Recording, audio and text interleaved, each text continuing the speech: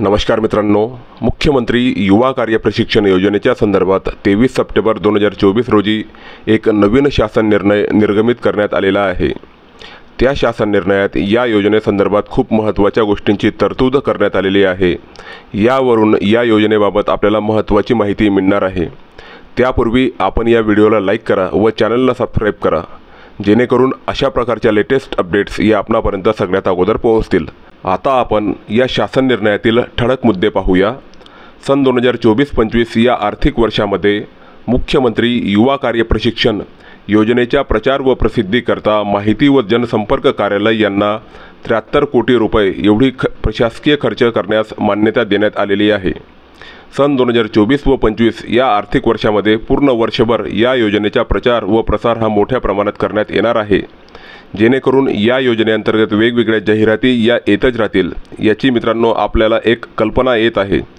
यामुळे जर आपले महास्वयम या पोर्टलवर जर आपण नोंदणी केली नसेल तर आपण नोंदणी करा, जेणेकरून या पूर्ण आर्थिक वर्षात ज्या वेगवेगळ्या पदभरती या अनुषंगाने होतील त्यामध्ये आपल्याला मोठ्या प्रमाणात संधीही मिळणार आहे। या शासन निर्णयातील पुढील महत्त्वाचा मुद्दा आपण पाहूया। माहिती व जनसंपर्क कार्यालय यांनी संबंधित जाहिरात एजन्सी व आस्थापना यांना कार्य आदेश देण्याबाबत पुढील कार्यवाही करावी, हे देखील या शासन निर्णयात नमूद केलेले आहे।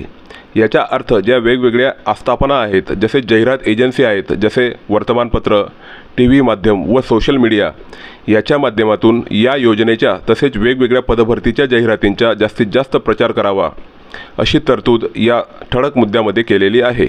मुख्यमंत्री युवा कार्य प्रशिक्षण योजना तसेच या योजनेच्या अनुषंगाने विविध पदभरती यांची व्यापक प्रसिद्धी व प्रचार करण्यासाठी प्रिंट व टेलिव्हिजन मीडिया तसेच सोशल मीडिया माध्यम यांचा जास्तीत जास्त वापर करण्याबाबत व त्यांना निधी देण्याबाबत देखील येथे तरतूद करण्यात आलेली आहे।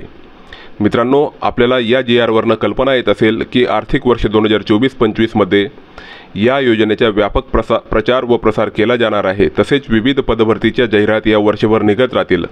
म्हणून आजच आपण आपले महास्वयम या पोर्टलवर जाऊन नोंदणी करा, जेणेकरून कोणतीही जाहिरात आली तर ऐनवेळेस होणारी आपली धावपळ वाचेल व आपल्याला योग्य अशी संधी आपल्या शैक्षणिक क्वालिफिकेशननुसार मिळणार आहे।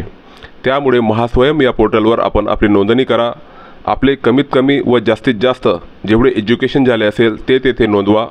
आपल्याला अनुभव असेल विविध क्षेत्रातला तो अनुभव तेथे नोंदवा। आपले टायपिंग सर्टिफिकेट असेल, संगणकाचे प्रमाणपत्र असतील ते देखील आपण तेथे नोंदणी करणे आवश्यक आहे। आपण एखाद्या क्षेत्रात डिप्लोमा केला असेल, ITI केला असेल, DED BED केले असेल ते देखील आपण तेथे योग्य नोंदणी करा, जेणेकरून आपल्याला आपल्या शैक्षणिक योग्यतेनुसार आवश्यक असलेले पद हे मिळण्यास मदत होणार आहे। मित्रांनो, हा शासन निर्णय मी या व्हिडिओच्या डिस्क्रिप्शन बॉक्समध्ये दिलेला आहे। तो शासन निर्णय आपण एकदा व्यवस्थित वाचा, जेणेकरून या योजनेची या आर्थिक वर्षामध्ये कोणत्या प्रकारे अंमलबजावणी होणार आहे याची आपल्याला कल्पना येणार आहे। अशा प्रकारच्या लेटेस्ट अपडेट्स या सगळ्यात अगोदर मिळवण्यासाठी आपण या व्हिडिओला लाईक करा व चॅनलला सबस्क्राइब करा। जय हिंद, जय महाराष्ट्र।